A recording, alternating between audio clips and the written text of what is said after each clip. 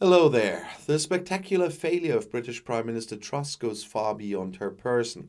It stands for the collapse of a political concept that has become increasingly removed from reality. Never before has a British Prime Minister plunged her country into such a deep crisis in such a short time as Liz Truss has done in the past 4 weeks.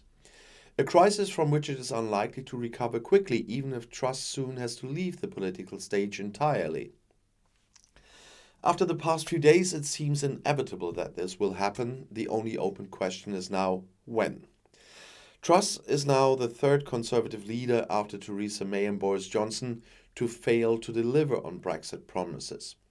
After May and Johnson, the Brexit revolutionaries in the Tory party, with Truss, had this time relied on the pure right-wing libertarian doctrine and thought with a magic hand everything would rain down on them. However, she did not reveal how Truss wanted to finance it, and the markets would fix it, was the motto. Until it turned out so completely different. The pound plummeted, interest rates rose to unprecedented levels, bond funds were on the brink of collapse.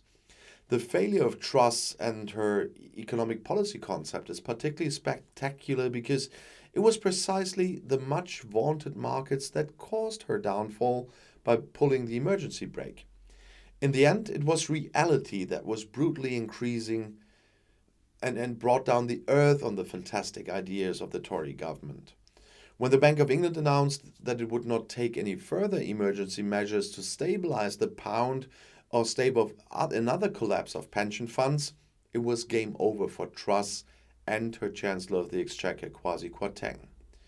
The new Chancellor, Jeremy Hunt, who has now cashed in on the Truss government's entire political economic package, will only be able to repair a small part of the damage done. Because the problem goes much deeper. In the future, if historians puzzle over how the current madness in British politics came about, they will have to start in 2016. Firstly, because Brexit has damaged the British economy so continuously and so profoundly that any additional uncertainty in the markets will result in far greater turmoil than ever before. But secondly, and this is the crucial point, because of Brexit and the magical thinking inherent in it of a sovereign Great Britain that can go its own way in the globalized world of the 21st century, detached from international developments, and that was the real beginning of the end of rational thinking on the island. Instead of naming the massive economic problems of Brexit, they were denied for years and taboo, which blocked any constructive solution. Truss' economic policy approach to ensure fairy tale economic growth through a gigantic mountain of debt that was not counter-financed was not an irrational quantum leap, but only the last radical version of this thinking, the peak Brexit, so to speak. That means the belief taken to extremes that one can do the blue, what we say, promise the blue from heaven and somehow get away with it. After all, things had gone well under Boris Johnson for almost 2 years for them.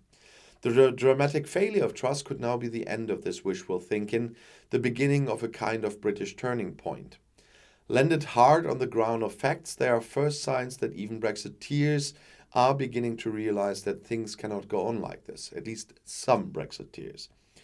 When Jeremy Warner, one of the editors of the Daily Telegraph, a paper that has often fanatically defended Brexit in every form from the beginning, now comes to the conclusion in an essay that the opponents of Brexit may have been right after all, and resignedly admits that revolution that Brexiteers promised 6 years ago now seems to be taking the path that all revolutions eventually suffer.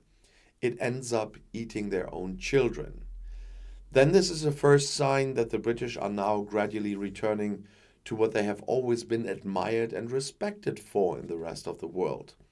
A pragmatic, realistic country where sanity was at home. But the way back will be a long and painful process.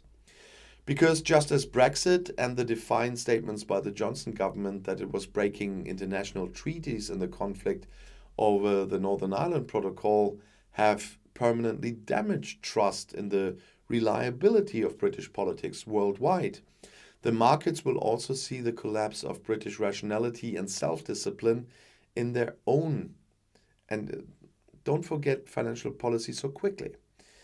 Difficult years lie ahead for the British, and even if we would get a general election now and Labour would take over government, it will take a long time to repair all the damage done in recent years by Brexit and, as a reason for this, the Tory government.